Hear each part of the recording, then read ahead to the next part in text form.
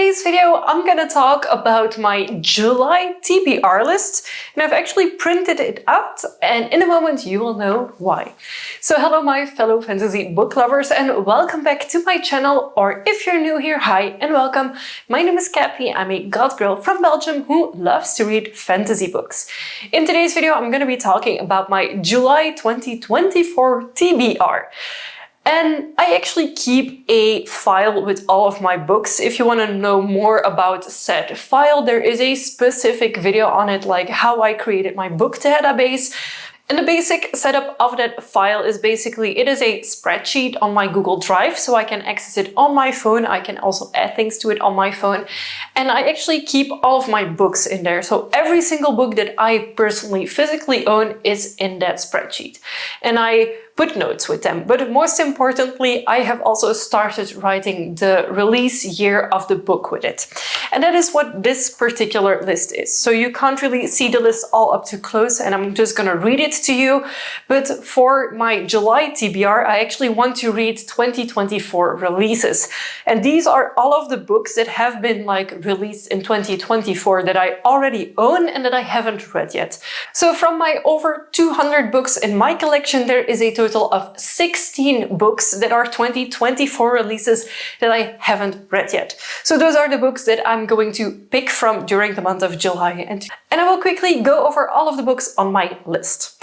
Your Blood, My Bones by Andrew Kelly. And this is about a curse, and they need to work together, but they kind of don't get along. I'm not sure if this can be described as enemies to lovers, but they definitely don't really like each other, but have to work together to get rid of a curse, I think. The second book is The Poisons We Drink, and this was apparently one of those books that were boycotted by another author, and this apparently goes about poisons. So a witch that needs to make poisons, and she's still trying to figure it out. I think that is the premises of this book. It sounded like a lot of fun. It is a YA fantasy, so I'm gonna see if I get to it this month. After that, we have Tanvi Berwa's Somewhere in the Deep. This is her second book. I absolutely loved Monsters Born and Made, which was her first book, so I'm really excited to get to the second one. It's all aquatic themed fantasy, which is something that I didn't know I liked, but apparently I really do. After that, we have The Crimson Moth by Kirsten Cisarelli, and this is a magic-based book. It has been hyped so much. It was even in the Fairy Loot YA book. I'm really excited about this. This is one of the books that I'm really looking forward to reading, so hopefully during July I actually get to it. After that, we have Fae-Bound by Sarah El Arifi. This is a Fae-based fantasy. After that, we have The Revenant Games by Margie Fuston. This one was recommended to me as being a vampires meets Hunger Games trial type situation. So we'll see if it is something that I actually pick up and gravitate towards. After that, we have two S.T. Gibson books. I absolutely loved the first S.T. Gibson book that I read, which was A Dowry of Blood.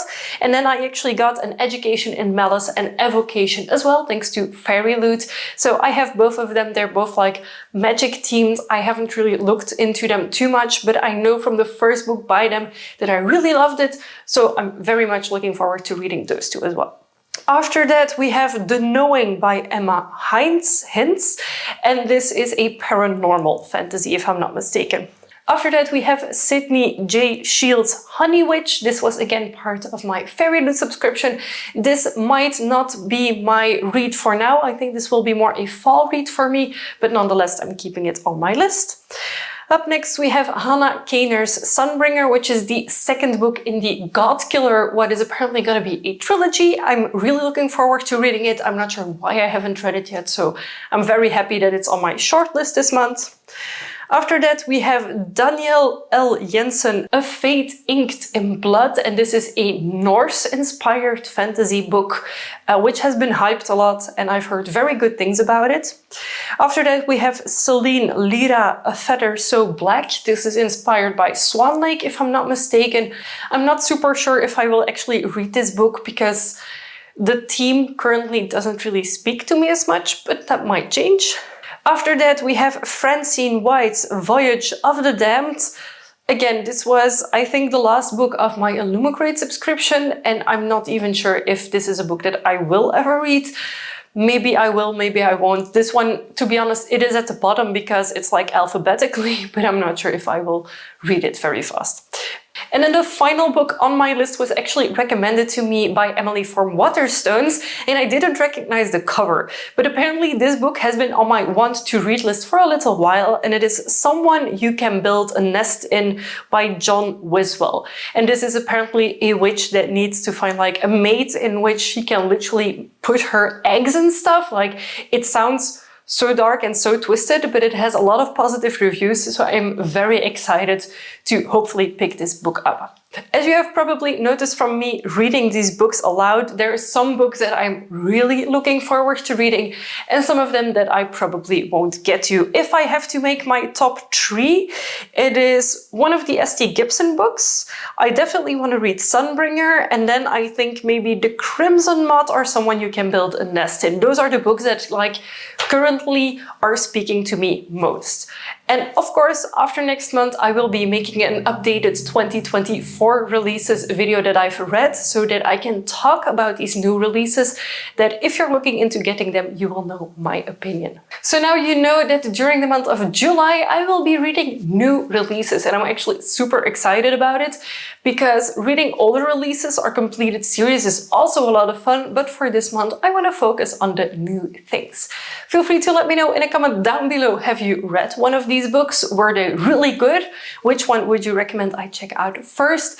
Or is there anything else that has been released in 2024 that I should really have a look at? Feel free to let me know in a comment down below. And then of course, feel free to give this video a big thumbs up if you liked it. And if you haven't already and you'd like to be, feel free to subscribe to my channel. I make new videos every week and I would love to have you for every single one of them. Thank you so much for watching, and I will see you very soon with a new video. Bye!